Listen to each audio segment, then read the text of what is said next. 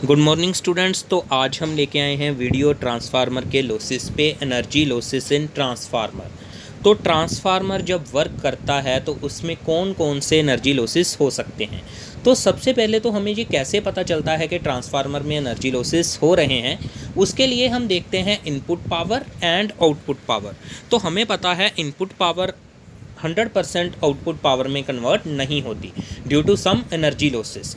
तो output power अगर हमारी इनपुट पावर से कुछ वैल्यू कम आ रही है, इसका मतलब है ट्रांसफार्मर में कुछ एनर्जी लॉसेस हुए हैं। तो कौन कौन से पॉसिबल लॉसेस हो सकते हैं ट्रांसफार्मर में, वो अब हम जानने की कोशिश करेंगे।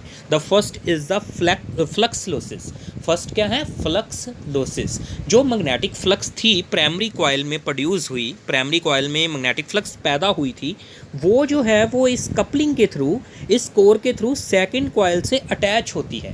तो एक्चुअली हमने कंसिडरेशन की थी परफेक्ट कपलिंग, कि हमने ये एज्यूम किया था कि प्राइमरी में जितनी फ्लक्स पैदा हुई सेकेंडरी के साथ उतनी ही अटैच होगी, बट एक्चुअल में ऐसा नहीं होता है। एक्चुअली में कुछ फ्लक्स की जो मैग्नेटिक फील्ड लाइंस हैं वो कुछ लोस्ट हो जाती हैं with in the soft iron, जो वो कन्फाइंड पूरी तरह से नहीं रहती। उसी को हम क्या बोलते हैं? Flux losses. And second point is copper losses. तो जो हमारी वायर है वो कॉपर की है, primary and secondary wires copper की हैं।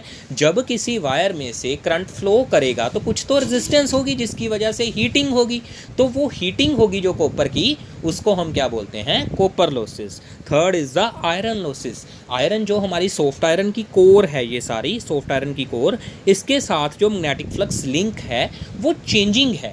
इसका मतलब इसमें क्या पैदा होंगे? एडी करंट्स पैदा होंगे, और ये जो एडी करंट्स हैं वो इसमें क्या पैदा करेंगे? हीट पैदा करेंगे। Means iron and copper losses both are heat losses, ये दोनों हीट लॉसेस ही हैं। Fourth one is the hysteresis losses. तो यहाँ पर जो मटेरियल है, फेरोमैग्नेटिक मटेरियल की हमने कोर बनाई है, वो बार बार मैग्नेटाइज एंड डीमैग्नेटाइज हो रही है, बिकॉज मैग्नेटिक फ्लक्स की जो इंटेंसिटी है वो चेंजिंग वेरिएबल है। इसका मतलब इसकी मैग्नेटाइजेशन एंड डीमैग्नेटाइजेशन हो रही है।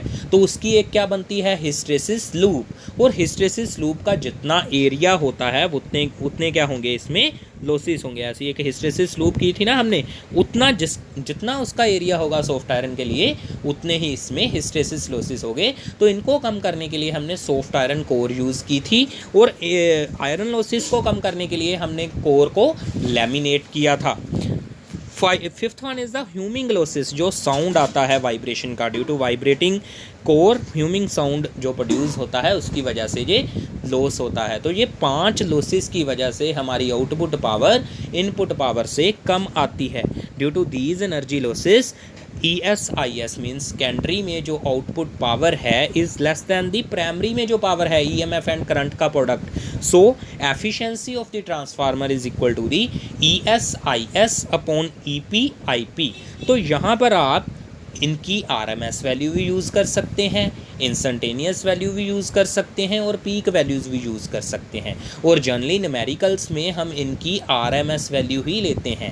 जो ERMS होती है वो पीक वैल्यू से निकलती है, हमें पता है। और पीक वैल्यू किससे रिलेटेड है? इंस्टेंटेनियस वैल्यू से। कैसे रिलेटेड है? Instantaneous value is equal to the peak value into sine curve, sine omega t. तो जो इनपुट में कर्व है साइन की, वही आउटपुट में कर्व है। इसका मतलब अगर हमें इंस्टेंटेनियस वैल्यू पता है तो पीक भी पता चल जाएगी। और पीक से हम RMS कैसे निकालते हैं? 2 से डिवाइड करके, ये हमने पहले इसके चैप्टर में किया था। तो यहाँ पर आप इस फॉर्मूले में RMS वैल्यूज़ यूज़ कर सकते हैं। और यहाँ पर कोई भी पावर फैक्टर का कॉन्सेप्ट नहीं है। पावर फैक्टर यहाँ पर ट्रांसफार्मर में नहीं काम करता। क्यों नहीं काम करता? बिकॉज हमने ये एज्यूम किया है कि यहाँ पर रेजिस्टेंस नहीं है, और इंडक्टर के केस में पावर फैक्टर की वैल्यू क्या होती है? 0 होती है। तो इसका मतलब क्या है कि यहाँ पर कोई भी पावर फैक्टर का कोई भी काम नहीं है। तो आपने ये याद रखना है कि output power is equal to the ES into IS, taking average value और टेकिंग RMS वैल्यू और इंस्टेंटेनियस वैल्यू। फॉर्मूला जब इसका बनता है तो इंस्टेंटेनियस वैल्यूज़ ही होती हैं। यहाँ पर जब इसका फॉर्मूला बना था ना यहाँ पर, तो यहाँ पर ये instantaneous input power and instantaneous output power ही है। वहाँ से हम इनको उसमें भी कन्वर्ट कर सकते हैं आरएमएस वैल्यूज़ में भी कन्वर्ट कर सकते हैं। और इनके ट्रांसफार्मर के इनपुट और आउटपुट पे ये अज्यूम किया जाता है कि यहाँ पर एक रेजिस्टेंस ही है और यहाँ पर लोड भी हमारा एक रेजिस्टेंस की फॉर्म में ही है। ये अज्यूम किया जाता है कि यहाँ पर लोड हमारा रेजिस्टेंस की फॉर्म में ही है और यहाँ पर भी हमारा रेजिस्टेंस की फॉर्म में ही है। तो इसका मतलब क्या है कि पावर फैक्टर इधर और इधर 1 हो जाएगा और अंदर ट्रांसफार्मर के पावर फैक्टर 0 हो जाएगा, जिसकी वजह से एवरेज पावर कंज्यूम्ड 0 होगी in case of there are no energy losses. अगर कोई भी एनर्जी लॉसेस नहीं है तो ट्रांसफार्मर में पावर कंज्यूम्ड नहीं होती और इनपुट पावर आउटपुट पावर के इक्वल होती है। तो इन ज़्यादा बातों में आपने कंफ्यूज नहीं होना, जस्ट एक बार सुनिएगा और इसको खुद भी रीड करना है, तो ज़्यादा कंफ्यूजन इसमें नहीं क्रिएट आपने करनी। Next is the uses of transformer for long distance transmission of electrical energy. तो ट्रांसफार्मर का एक मेजर यूज़ जो है वो long distance transmission of electrical energy है। इलेक्ट्रिकल एनर्जी एक स्टेशन पे पैदा होती है तो वहाँ से 100,000 किलोमीटर दूर तक हम उसको ट्रांसफ़र करते हैं थ्रू दी वायर्स। तो रास्ते में वायर्स में हीटिंग की वजह से इतने ज़्यादा लॉसेस होंगे, तो उनको कंट्रोल करने के लिए ट्रांसफार्मर कैसे यूज़ में आता है अब हम वो समझेंगे। Electrical energy is transmitted eight high potential because of the following 2 reasons. जब भी हमने इलेक्ट्रिकल एनर्जी को ट्रांसमिट करना होता है तो हम उसको हाई पोटेंशियल पे ले आते हैं, हम उसको हाई पोटेंशियल पे ही ट्रांसफ़र करते हैं। उसका रीज़न क्या है? Loss of electrical energy are less at high potential. जो इलेक्ट्रिकल एनर्जी का लॉस है ना वो हाई पोटेंशियल पे कम होता है as compare to low potential for transmitting same amount of power. इसको हम एग्जांपल के जरिए से समझते हैं। लेट हमने पावर 11,000 वाट ट्रांसफ़र करनी है एक स्टेशन से दूसरे स्टेशन तक। V1 हम 220 वोल्ट पे हमें चाहिए घर में, हम 220 वोल्ट पे अगर ट्रांसमिट करें या फिर हम 22,000 वोल्ट पे ट्रांसमिट करें तो एनर्जी जो है, पावर लॉस जो है वो कैसे अफेक्ट होगी वो देखेंगे। तो इन द फर्स्ट केस जब हमने 220 वोल्ट पे ही उसको ट्रांसफ़र कर दिया इतनी पावर को, तो करंट की वैल्यू क्या होगी? Power upon voltage. Power upon voltage, power is equal to the voltage into current. Power is equal to the voltage into current and current is equal to the power upon voltage. Power को voltage से divide किया तो current की value आ गई 50 ampere. तो अगर दूसरे case में अगर हम देखें I2 जब 22,000 वोल्ट पे ट्रांसमिट किया तो 11,000 पॉन 22,000 किया 0.5 एम्पियर। तो अब जब हम वोल्टेज 220 वोल्ट पे ट्रांसमिट कर रहे हैं तो वायर में करंट है 50 एम्पियर और दूसरे केस में वायर में करंट है 0.5 एम्पियर। तो किसको ट्रांसफ़र करना आसान होगा, 50 एम्पियर को या 0.5 एम्पियर को? पावर ट्रांसमिट करनी है सेम ही, बट कौन से पोटेंशियल पे सही रहेगा? 22,000 पे, क्योंकि करंट कितना है 0.5 एम्पियर। तो पावर लॉस इस केस में कितना होगा? जितनी उस वायर की रेजिस्टेंस है इंटू करंट का स्क्वायर I1 स्क्वायर आर। यही होता है ना I square R. Power loss का फॉर्मूला क्या होता है? I square into R. ये पढ़ा हुआ है हमने। तो 50 square R means 2500 into R. तो यहाँ पर पावर क्या बन गई? 0.5 का square into R means 0.25 into are.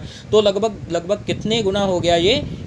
1 2 3 4 means 10⁴ Guna power loss कम हो गया इससे। अगर हमने 22,000 वोल्ट पे हाई पोटेंशियल पे ट्रांसफ़र की तो 10,000 गुना का फ़र्क पड़ गया पावर में।